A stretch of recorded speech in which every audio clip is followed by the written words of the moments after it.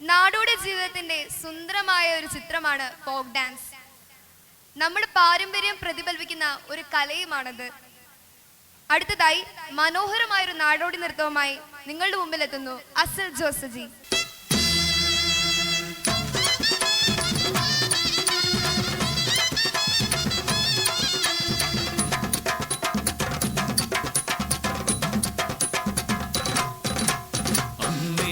അഭയവരതേ മധുര ചരിതേ അഭയമരുളുക നീ ആദിശക്തി അമ്മേ പരമ്പൊരുളായി വന്നേ അഗതിക്കോരവലംബം തരികതായി പർണശാല തന്നിൽ ഗൗരതിമയുടെ പതിവൃതയാകിയ പെണ്ണൊരുത്തി പഞ്ചപുത്രന്മാരെ നെഞ്ചോടു ചേർത്തിട്ടു പഞ്ചേന്ദ്രിയ ചവടിഞ്ഞു വാണു.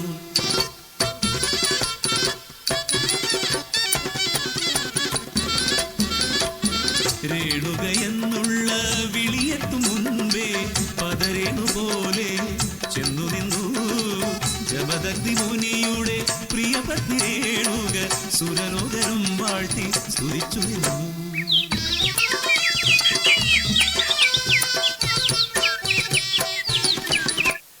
അഞ്ചുണ്ണിക്കുട്ടന്മാർ വളർന്നു അമ്മ രോമാഞ്ച കഞ്ചുകമഞ്ഞു.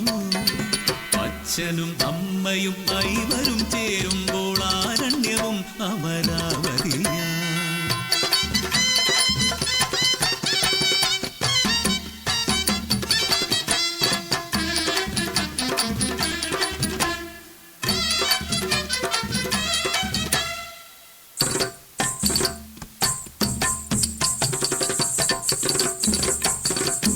സന്ധ്യാവന്ദന നേരമായി സ്നാനശുദ്ധി ചെയ്തിട്ടെത്തിടുക. നദിയുടെ വാക്കു ശിരസ നമിച്ച് നദീ തീരവോരത്ത് എത്തിടുമ്പോൾ നദിയുടെ നീലിമയിൽ നിറമാർന്ന നിഴലു പോലെ നീരാടി വരുന്ന യുവമിഥുനങ്ങൾ ഉടലോടുടലും ഉയിരോടുയിരും ഉല്ലാസമായി ഉലകം മറന്ന് കേളികളാടും ദമ്പതികൾ.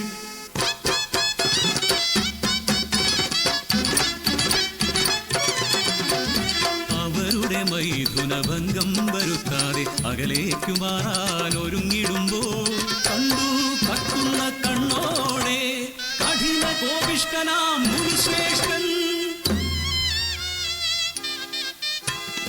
അറിയാതെ കണ്ടതല്ലേ അപരാധിയാക്കരുതേ. നിലവിട്ടു അന്യന്റെ കേളി വിലാസങ്ങൾ മതിമറന്നു കണ്ടു രസിച്ചവളെ നിനക്കീ തെറ്റിനു മാപ്പില്ല. പാവിനിയമ്മതൻ കണ്ഠമറുക്കുവാൻ മാമുനി കൽപ്പിച്ചു പുത്രരോടാ.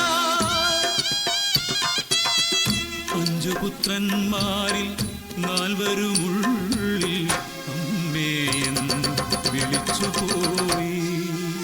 പരശുവാലംബരൻ കണ്ഠമറുത്തു പരശുരാമൻ അവൻ ഇളയപുത്രൻ. രക്തം ചിന്തി ശിരസറ്റു പിടഞ്ഞ് ചലനമറ്റ മാതൃദേഹം അച്ഛനു ദക്ഷിണയാക്കി രാമൻ.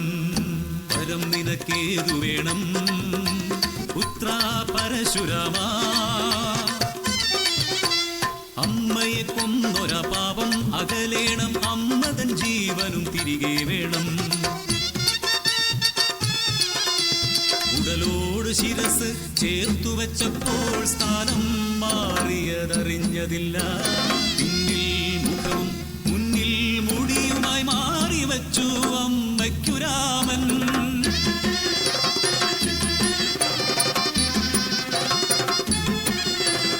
കർമ്മപാപം തീർന്ന് സർവം സഹയവൾ മാറിയ ശിരസുമായി ഉണർന്നു വന്നു.